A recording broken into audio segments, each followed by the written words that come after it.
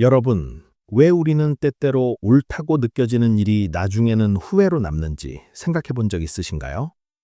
겉보기에는 아무런 문제가 없어 보였던 선택이 어느 순간 우리를 곤란하게 만들고, 분명히 좋은 기회라고 생각했던 일이 오히려 우리를 지치게 만드는 경험 말입니다. 그 순간 우리는 깨닫게 됩니다. 눈에 보이는 것만으로는 충분하지 않다는 것을요.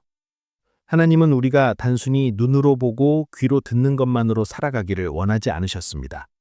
그분은 우리에게 영적인 눈을 주셔서 보이지 않는 것까지 분별할 수 있는 능력을 허락하셨습니다.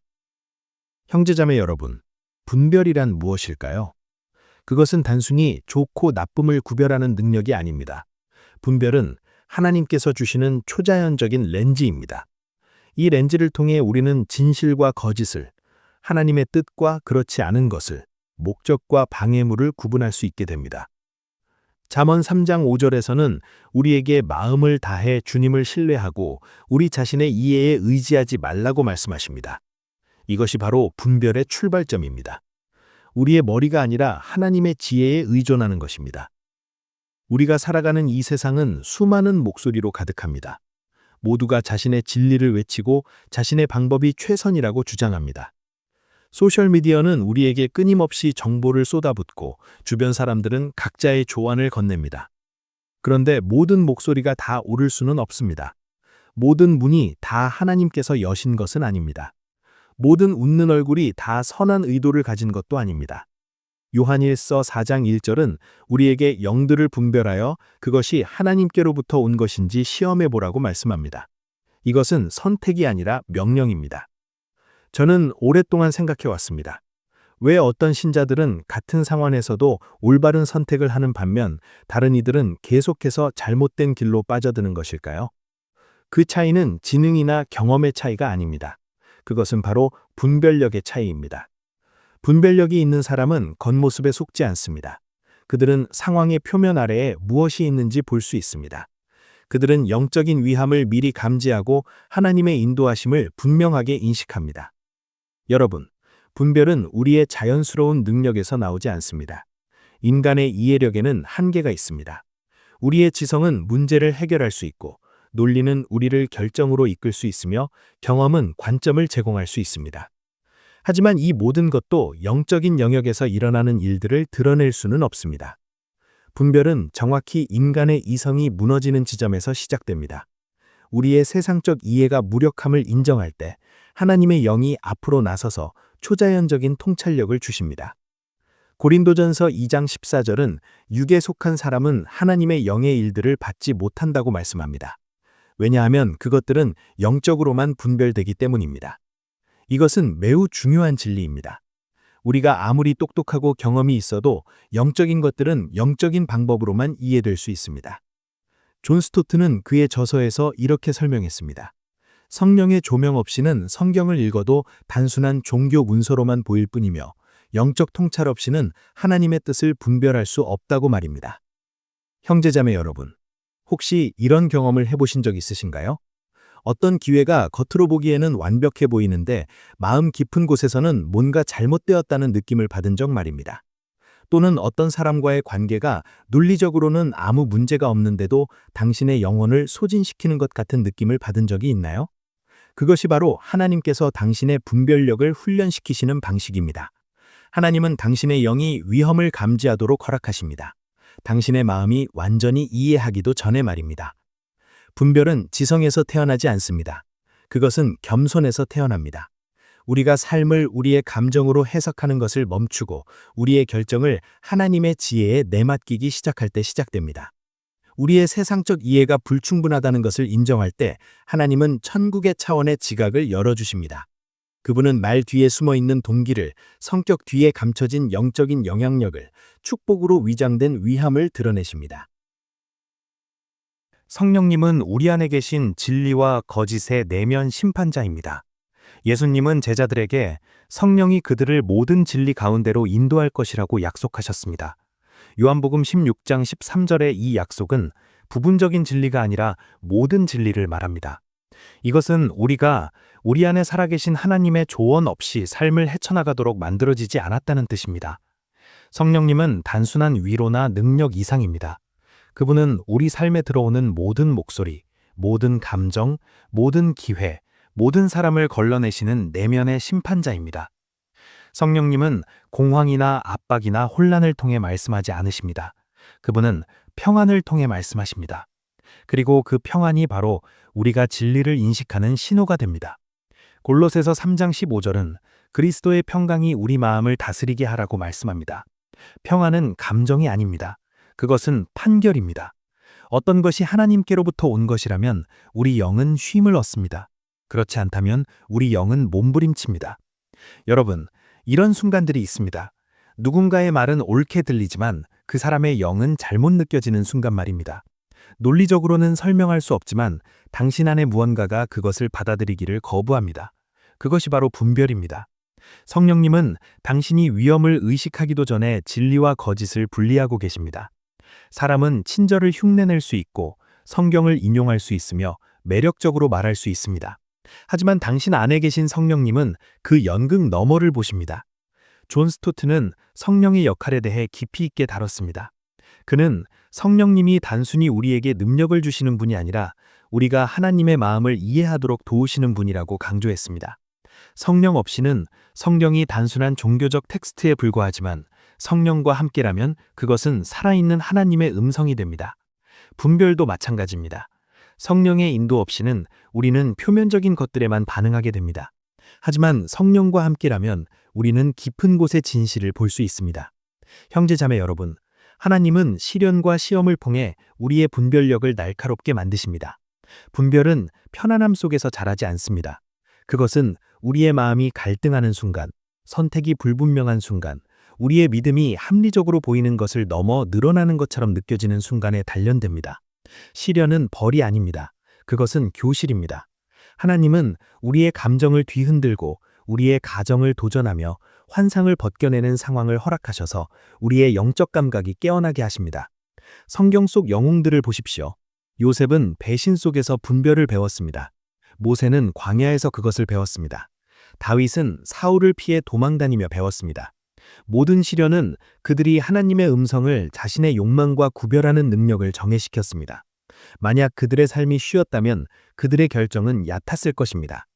야고보서 1장 2절에서 4절은 우리에게 여러 시련을 만날 때 기쁨으로 여기라고 말씀합니다.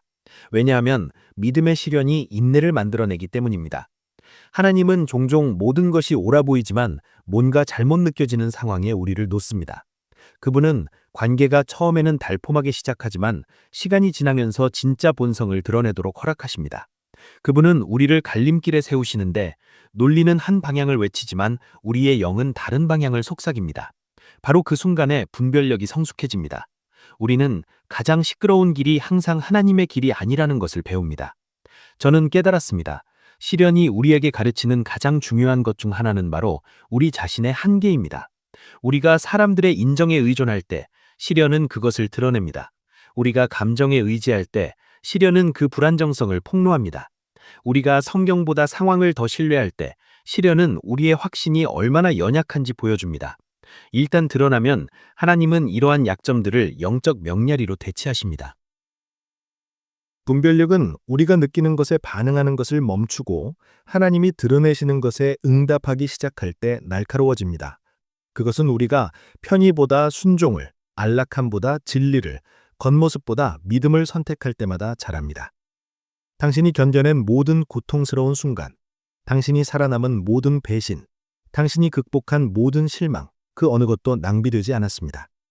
하나님은 각각의 계절을 사용하셔서 당신의 눈이 어떻게 보는지, 당신의 영이 다른 이들이 무시하는 것을 어떻게 인식하는지 가르치셨습니다. 여러분, 하나님의 말씀은 분별의 검입니다. 분별은 강력하지만 하나님의 말씀이 없다면 닻이 없습니다. 감정은 변합니다. 의견은 바뀝니다. 문화는 진화합니다. 하지만 성경은 흔들리지 않는 진리로 남아 있습니다. 성경은 단순한 책이 아닙니다. 그것은 속임수를 꿰뚫고 숨겨진 동기를 드러내며 하나님의 마음을 비추도록 설계된 영적 도구입니다. 히브리서 4장 12절은 하나님의 말씀이 살아있고 활동적이며 양날의 검보다 날카로워서 마음의 생각과 의도를 분별한다고 선언합니다. 주목하십시오. 성경은 단지 외부의 진리를 드러내는 것이 아닙니다. 그것은 내면의 현실을 심판합니다.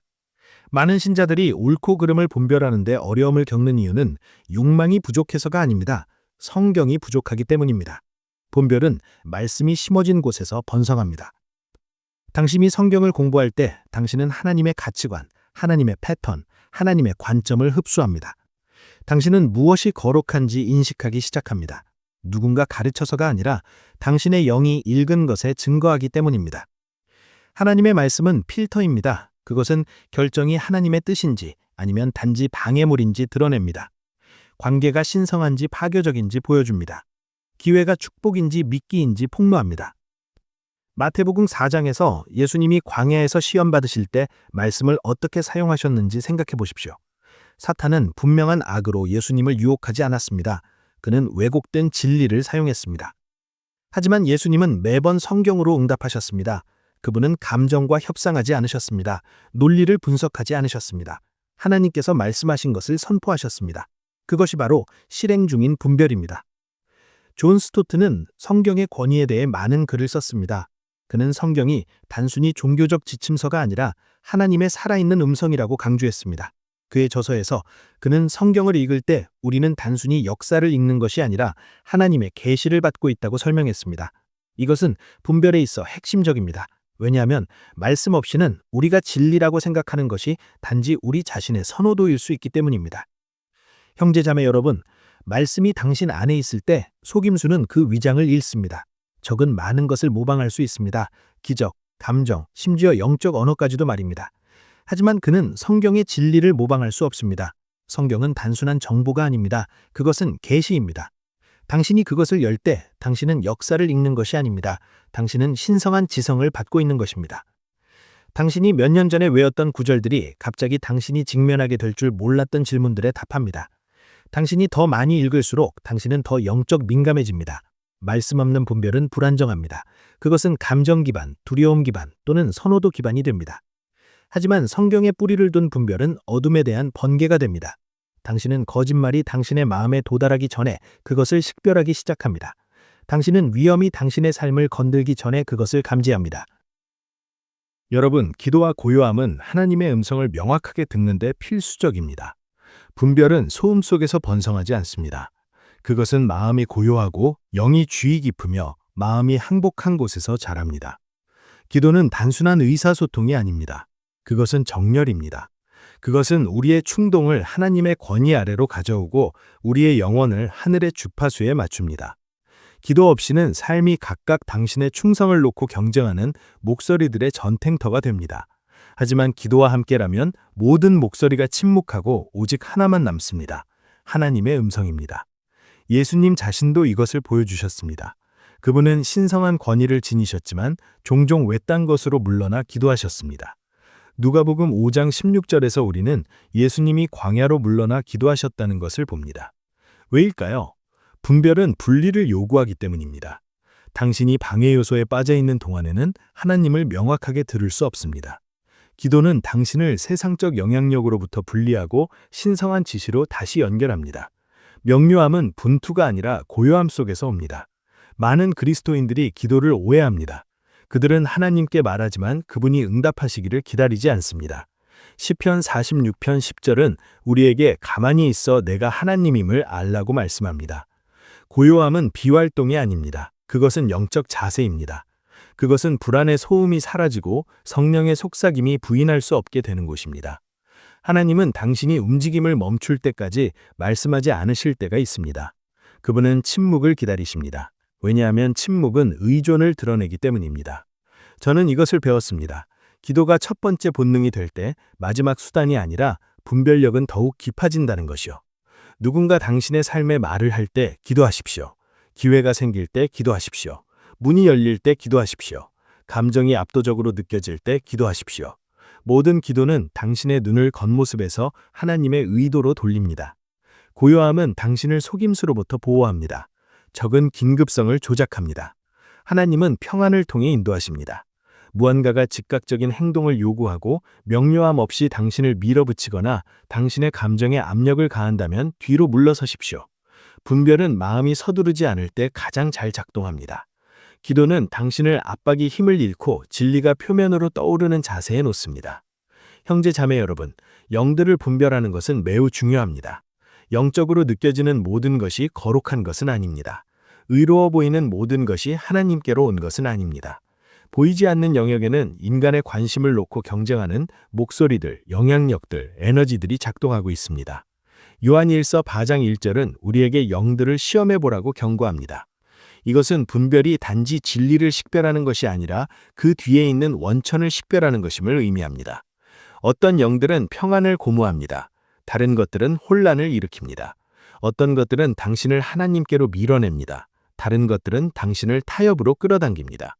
고린도후서 11장 14절은 사탄 자신도 빛의 천사로 가장한다고 말씀합니다. 적은 항상 어둠으로 공격하지 않습니다. 그는 빛의 천사로 자신을 위장합니다. 그는 힘 대신 아첨을 사용합니다. 대결 대신 안락함을 사용합니다. 확신 대신 편의를 사용합니다. 분별은 그 위장을 폭로합니다. 당신은 그 열매로 영을 알아볼 수 있습니다. 무언가가 당신을 거룩함, 경손, 순종에 가까이 이끈다면 그것은 하나님과 일치합니다. 사람들 역시 영적 영향력을 전달할 수 있습니다. 어떤 이들은 신성한 임무로 당신의 삶에 들어옵니다. 다른 이들은 영적 덫으로 도착합니다. 분별은 성격을 넘어 존재를 검토합니다. 누군가 친절하게 말할 수 있지만 그들의 존재가 당신의 평안을 고갈시킨다면 그것은 신호입니다. 누군가 웅변적으로 말하지 않을 수 있지만 그들의 존재가 당신의 영을 깨운다면 그것도 신호입니다. 존 스토트는 그리스도인의 분별력에 대해 이렇게 말했습니다. 진정한 분별은 의심이 아니라 영적 성숙에서 나온다고 말입니다. 의심은 사람들을 판단합니다. 분별은 영들을 평가합니다. 하나는 관계를 파괴하고 다른 하나는 운명을 보호합니다. 당신이 영들을 분별하는 법을 배우면 어떤 목소리도, 어떤 영향도, 어떤 기회도 당신을 다시는 잘못된 길로 인도하지 못할 것입니다. 여러분, 분별과 운명 사이에는 깊은 연결이 있습니다. 모든 부르심에는 반대가 따르고 모든 운명에는 비전이 필요합니다. 분별은 하나님께서 당신이 잘못된 목소리를 신뢰하거나 잘못된 환경에 들어가거나 잘못된 전투를 싸워서 자신의 목적을 방해하지 않도록 보장하시는 방법입니다. 당신은 다른 모든 사람들과 같지 않습니다. 그리고 당신이 걷는 길은 평범한 땅이 아닙니다. 이것이 바로 하나님께서 당신에게 분별의 능력을 주시는 이유입니다. 그분은 단순히 당신을 보호하시는 것이 아닙니다. 그분은 당신이 가고 있는 곳을 위해 당신을 준비시키고 계십니다. 오늘은 무해해 보이지만 내일 당신의 미래를 탈선시킬 결정들이 있습니다. 지금은 위안이 되지만 나중에 당신의 부르심을 질식시킬 관계들이 있습니다. 매력적으로 보이지만 당신이 들어가면 감옥이 될 기회들이 있습니다. 분별은 당신이 순간을 넘어 영적 결과를 볼 수 있게 합니다. 그것은 당신에게 결과가 도착하기 전에 통찰력을 줍니다. 다시 말해, 분별은 다른 사람들이 볼 수 없는 것을 볼 수 있게 합니다. 창세기에서 요셉은 바로의 꿈을 분별하고 운명으로 들어갔습니다. 다니엘은 왕의 계획을 분별하고 나라를 보존했습니다. 에스더는 그녀의 백성에 대한 숨겨진 위협을 분별하고 하나님이 필요로 하시는 답이 되었습니다. 그들의 운명은 재능이 아니라 영적 지각으로 열렸습니다. 그들은 다른 이들이 무시한 신성한 신호를 인식했습니다. 적은 분별하는 신자를 두려워합니다. 왜냐하면 분별은 속임수를 불가능하게 만들기 때문입니다. 그는 영적으로 보는 사람을 덫에 걸 수 없습니다. 그는 동기를 감지하고 방해물을 인식하며 시험과 덫의 차이를 식별할 수 있는 사람을 조종할 수 없습니다. 분별은 당신의 관계도 형성합니다. 하나님은 특정 사람들에 대한 접근을 제거하실 것입니다. 왜냐하면 당신이 가고 있는 곳에 그들은 따라갈 수 없기 때문입니다. 그분은 당신이 알아채지 못한 의도를 폭로하고 예기치 않게 당신의 방향을 바꾸거나 당신이 필사적으로 열리기를 원했던 문을 닫으실 것입니다. 처음에는 이러한 순간들이 고통스럽게 느껴질 수 있지만 분별은 당신을 이해하도록 도와줍니다. 거절은 종종 방향 전환입니다. 운명은 재능만으로는 달성되지 않습니다. 그것은 순종을 통해 달성됩니다. 그리고 당신은 볼 수 없는 것에 순종할 수 없습니다. 분별은 당신 주변의 영적 풍경을 드러냄으로써 순종을 가능하게 합니다. 그것은 길이 불분명할 때에도 자신 있게 걸을 수 있는 능력을 줍니다. 왜냐하면 당신은 보이는 것으로 걷지 않고 계시로 걷기 때문입니다. 형제자매 여러분, 하나님께서 당신의 분별력을 날카롭게 하실 때 그분은 당신의 삶을 더 어렵게 만드시는 것이 아닙니다. 그분은 당신의 목적을 더 명확하게 만드시는 것입니다. 그분은 당신을 일시적인 것으로부터 분리하여 영원한 것을 포용할 수 있게 하십니다. 당신은 박수를 받지 않아도 가치를 느끼고 하나님이 보내지 않은 기회를 쫓지 않으며 당신의 여정에 배정되지 않은 목소리에 넘어가지 않는 사람으로 변화되고 있습니다. 분별이 짐이 아니라 축복이라는 것을 깨달으면 하나님께서 다른 사람들이 보는 것을 드러내지 않으시는 이유를 이해하게 될 것입니다. 그분은 다른 사람들이 놓치는 것을 드러내십니다. 그리고 그 계시가 바로 당신의 운명으로 가는 문입니다. 잠언 20장 27절은 사람의 영이 여호와의 등불이라고 말씀합니다. 하나님은 당신의 영을 사용하셔서 어둠 속에서도 진리를 비추십니다. 당신의 눈이 이제 열렸습니다. 하나님은 당신을 그림자로 가득한 세상에서 장님으로 남겨두지 않으셨습니다. 그분은 당신에게 제한이 아닌 초자연적 필수품으로 분별을 주셨습니다. 그것은 당신 영의 나침반이자 당신 목적의 보호 난간이며 당신의 운명을 보호하는 방패입니다. 분별은 혼란을 명료함으로, 충동을 지혜로, 방황을 방향으로 바꿉니다. 당신은 추측으로 삶을 헤쳐나가고 있는 것이 아닙니다. 당신은 인도받고 있습니다. 세상은 계속해서 외치고 속이고 방해할 것입니다. 하지만 이제 당신은 다르게 보는 눈을 가지고 있습니다. 당신은 다른 사람들이 무시하는 것을 감지합니다. 당신은 다른 사람들이 간과하는 것을 듣습니다. 당신은 다른 사람들이 이해할 수 없는 길을 걷습니다. 그것이 분별의 증거입니다. 당신이 기도에 몸을 기울이고 성경에 자신을 담그며 성령님께 귀 기울이고 진리보다 겉모습을 신뢰하기를 거부할 때 당신의 분별은 더욱 날카로워질 것입니다. 당신의 영은 성숙해질 것입니다. 당신의 결정은 하늘과 일치할 것입니다. 그리고 당신의 삶은 신성한 방향의 증거가 될 것입니다. 여러분, 당신은 더 이상 방황하고 있지 않습니다. 당신은 목적을 가지고 걷고 있습니다. 당신의 눈이 열렸습니다. 당신의 영이 깨어났습니다. 그리고 이제 하나님께서 당신에게 분별의 능력을 주셨으니 당신은 흔들림 없이 앞으로 나아갈 수 있습니다. 당신 주변의 모든 것이 혼란스러워 보일 때에도 당신 안에는 고요한 확신이 있을 것입니다. 하나님께서 당신의 발걸음을 인도하고 계시다는 확신 말입니다. 댓글에 이렇게 남겨주세요. 주님, 제 영의 눈을 여서서. 이 말씀이 여러분의 마음에 닿았다면 말씀의 서재 채널을 구독해 주시고 좋아요와 알림 설정을 눌러주세요. 그리고 이 메시지가 필요한 분들이 있다면 부담 없이 공유해 주시면 감사하겠습니다. 하나님의 말씀이 더 많은 이들에게 전해질 수 있도록 함께 해주세요. 분별은 선택이 아닙니다. 그것은 생존입니다. 그리고 당신은 이미 그 여정을 시작했습니다.